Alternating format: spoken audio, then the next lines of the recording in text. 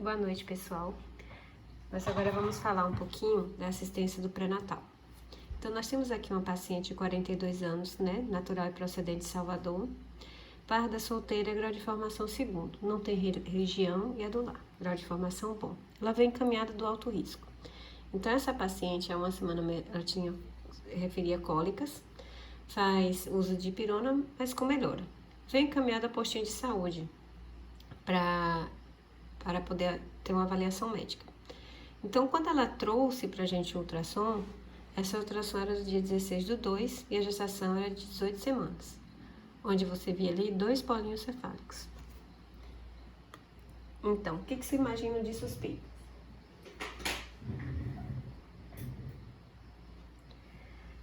Pois é, então tem 2 gêmeozinhos aqui, 2 polinhos cefálicos aqui e aqui. Então, de antecedente ginecológico, ela tinha ciclos irregulares, né? O fluxo de 2 cruzes e duração de 7 dias, negou dismenorreia. Fazia uso irregular de anticoncepcional menor que aos 12 anos. Até então, das questões ginecológicas, os ciclos que eram irregulares que chamavam a atenção de nós. Dos antecedentes sexuais, aos 16 anos, a primeira relação sexual, né? 4 parceiros em média, e negou todos os tipos de infecções sexuais. De antecedentes obstétricos, ela tinha 4 gestações, 2 partos e um aborto, sendo que esse aborto ele não foi realizado por etagem, tinha sido um aborto espontâneo. Qual a idade gestacional desta paciente? Vamos ver? Então, no dia 16/2 ela tinha 18 semanas. Então, a gente calculando, como é que vai ficar? Então, aqui a gente soma a quantidade de dias, né? Que tem desde o dia que ela fez a ultrassom e vai dividir por 7. Lembrando que a gente tem que acrescentar as 18 semanas. E aí, 22 semanas e 3 dias. Então, nos antecedentes obstétricos, a paciente tinha aos 27 anos, tinha tido seu primeiro parto normal e a termo, um filho vivo, hoje com 15 anos. Na segunda gestação, aos 34, ela teve uma gemelar. E foi um partinho normal, né, prematuro, e os 2 filhos vivos hoje têm 8 anos. E a terceira gestação, aos 40 anos, vai ser aborto espontâneo. De antecedentes familiares, o pai e a mãe diabético, dos outros ela negou. Hábitos de vida também negou tabagismo, etilismo e outros tipos de droga. Ela mora hoje em casa só, com água encanada, saneamento básico e luz elétrica. Cuida da casa dos filhos. Tem boa relação com a família. O marido trabalha como professor e é diretor da escola. De exame físico, os sinais vitais se mostravam normais, segmentar também. Ao fundo de útero, este media 24 centímetros, né? O abdômen não era doloroso e tinha 2 auscultas fetais, uma no quadrante inferior esquerdo, 140, e outra no quadrante superior direito, de 152. Ao toque, era um colo fechado sem perdas. Quais as hipóteses diagnósticas, então, para este caso? Uma gravidez, né, de 22 semanas e 3 dias, uma gestação múltipla, a idade da mãe avançada e tinha fatores de risco para diabetes. A idade dos 40 anos, fator de risco de diabetes, pai diabéticos. Esse é o cartãozinho de pré-natal dela. Mostrou uma pressão normal, né, as 2 auscultas. E foi quando, na primeira consulta do pré-natal dela, de 11/3, ela foi encaminhada do alto risco. Quais os exames que vocês pensariam em solicitar para esta paciente? Então, desses exames, a gente tem aqui uma hemoglobina de 12, né? Tem também o HIV negativo, o VDR negativo, tipagem sanguínea de A positivo e proteinúria negativa. Então, os exames dela, todos se mostraram dentro do limite de normalidade. Esses exames datavam no dia 20/2 de fevereiro. Já tinham sido solicitados no pré-natal. Quais os exames que não foram solicitados e que fazem parte da rotina de pré-natal? O que ficou faltando aqui que a gente poderia complementar no pré-natal? Então, os exames complementares, basicamente, que ela tinha, e junto com os que a gente ainda deveria associar aí para uma boa consulta de pré-natal, principalmente sendo a primeira consulta. Então, hemograma, tipagem sanguínea e fator RH, exame de urina e urocultura, sorologias de infecções sexuais, algumas toches também, glicemia de jejum e função tireoidiana, além de uma ultrassom. Principalmente porque ela estava num períodozinho que a gente considera muito bom para ter a ultrassom morfológica. Então, por que a gente fazer o pré-natal desta paciente? Então, na verdade, não só dessa como qualquer outra paciente, é assegurar o desenvolvimento da gestação, permitindo um parto de um recém-nascido saudável sem impacto para a saúde da mãe, né? Dentro do pré-natal, além da gente abordar as questões dos exames, né, e acompanhar a evolução desses exames, nós vamos também acompanhar as medidas que a gente vai ter dessa mãe, desde ganho de peso até alterações da pressão. Nisso tudo também abordamos os aspectos psicossociais, né? Além de também termos atividades educativas e preventivas para essa mulher, não só na saúde da mulher, na saúde da gestante, mas também na saúde do seu parceiro. Essas recomendações, né, sobre esses cuidados são baseadas na OMS e tem uma experiência positiva para essa gravidez. Então, dentro dos ciclos de cuidados da saúde reprodutiva, os cuidados pré-natais constituem a plataforma mais importante das funções de cuidados da saúde. Isso acaba promovendo a saúde, né? Também a questão da gestação, a gente faz o rastreio também de doenças e dá muitas vezes o diagnóstico dessas doenças no pré-natal e pode também prevenir futuras doenças. Como exemplo, a gente pode sentir nessa paciente que ela tem pai e mãe diabético. Isso faz um rastreio positivo por diabetes, onde numa evolução de pré-natal, eu buscando exames que podem diagnosticar o diabetes, eu também posso atentar esta mulher à prevenção a doenças, principalmente ao diabetes. Se ela, caso tiver diabetes na gestação, ela aumenta a chance de desenvolver diabetes no futuro, no momento que não esteja gestante. Então, a gente iria trabalhar com essa mulher. Quais as dificuldades que a gente tem no pré-natal, né? Para poder botar essa necessidade que a OMS nos orienta para acolhimento dessas mulheres. Então, o acesso é uma das dificuldades que essas mulheres têm. Quando às vezes elas conseguem a introdução no pré-natal, ela muitas vezes consegue uma introdução mais tardia, como foi o caso da nossa paciente, que começou com 18 semanas, né? Acima de 12 semanas a gente considera já no segundo trimestre, então já uma introdução no pré-natal de forma tardia. Isso vai gerar também um número inadequado de consultas. Pela Organização Mundial de Saúde, no mínimo a paciente teria que ter 6 consultas, uma no primeiro semestre, 2 no segundo e 3 no terceiro. Mas se caso ela tenha uma introdução nesse pré-natal, ela é inserida nesse pré-natal de forma tardia, ela vai ter uma dificuldade de ter todas essas consultas, ou pelo menos ter no mínimo as 6 consultas, que é o que é preconizado pela OMS.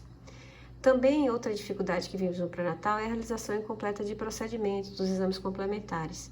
E também a falta de vínculo no serviço. Às vezes essa paciente começa um pré-natal na unidade mais próxima da sua casa e por alguma situação, às vezes ela não consegue manter esse acompanhamento ali. Ou porque o profissional teve férias e não conseguiu ser substituído, ou às vezes ela mudou de bairro e aí não consegue ter um posto de saúde que consegue acolher porque não tem médico, né?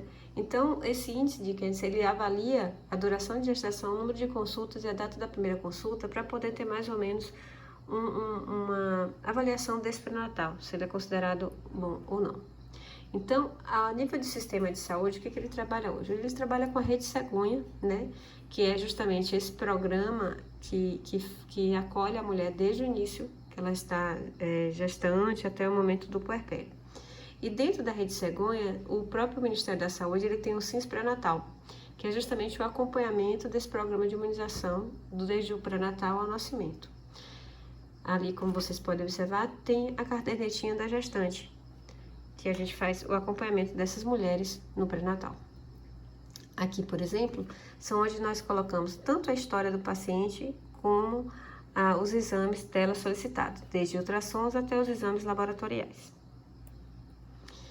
Hoje em Salvador, a gente tem a divisão dos distritos, né, que é o chamado mapa de vinculação.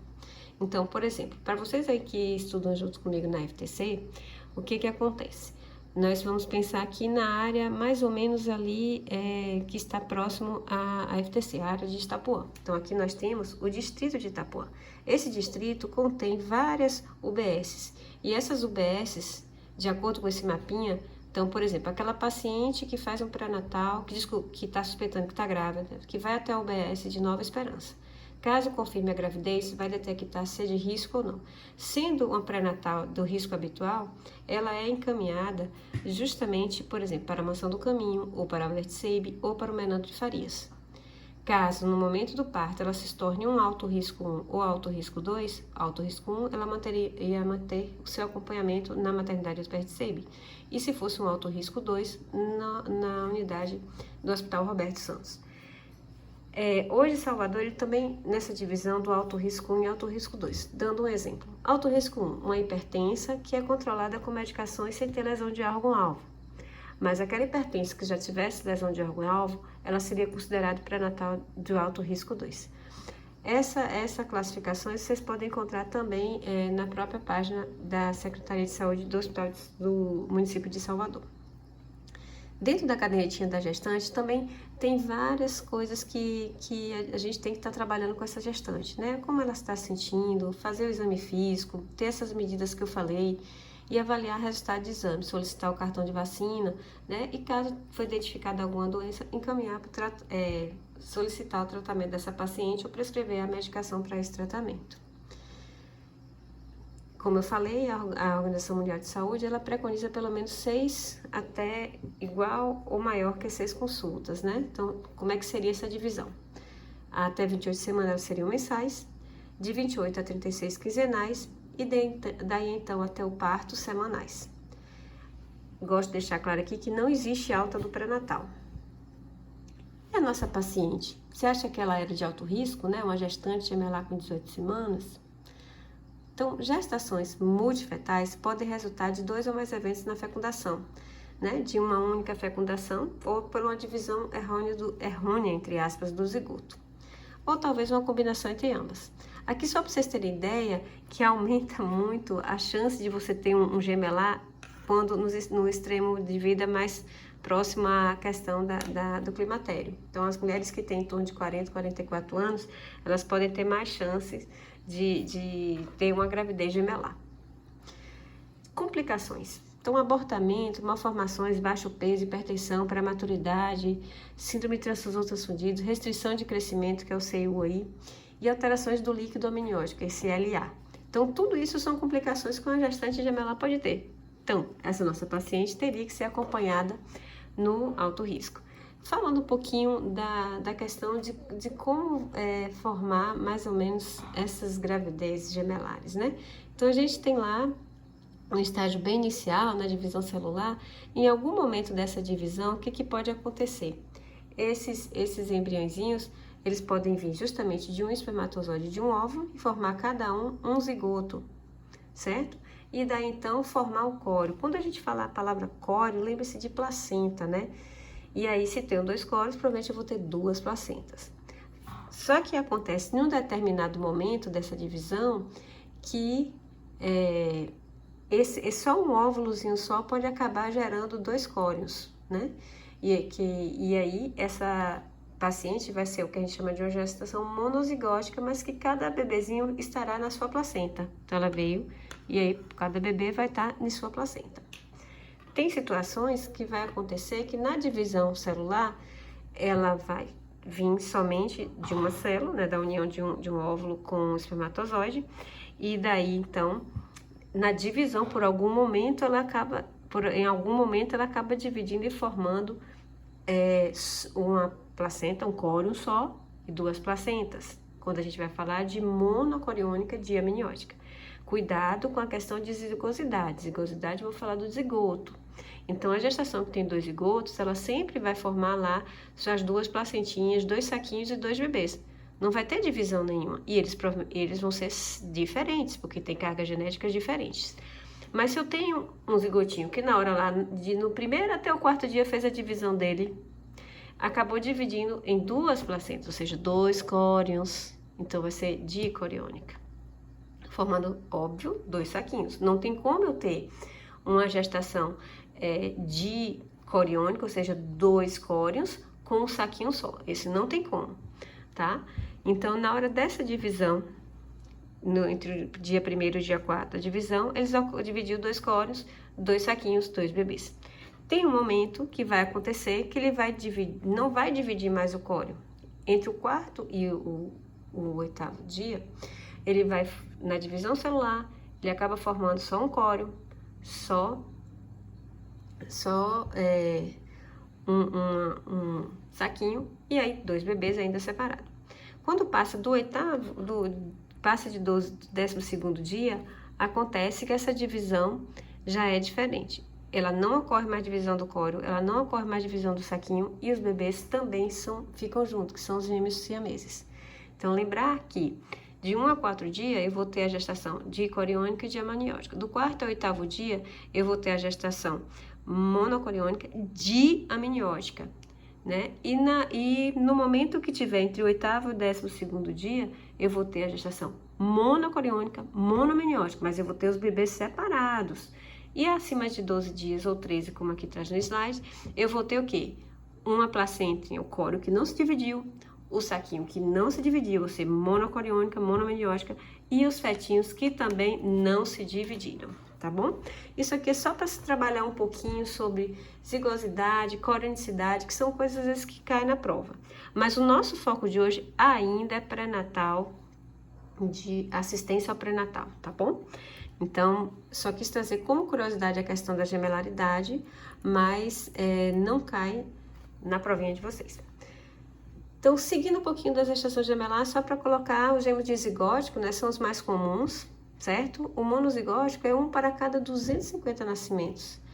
E a incidência do que aumenta os dizigóticos é justamente a raça, a hereditariedade, a idade materna, tá? E a paridade também. Então, geralmente você tem uma paciente mais da raça hispânica, você aumenta mais a chance dela ser, como a gente mostrou naquele gráfico anterior, de ter uma gestação gemelar.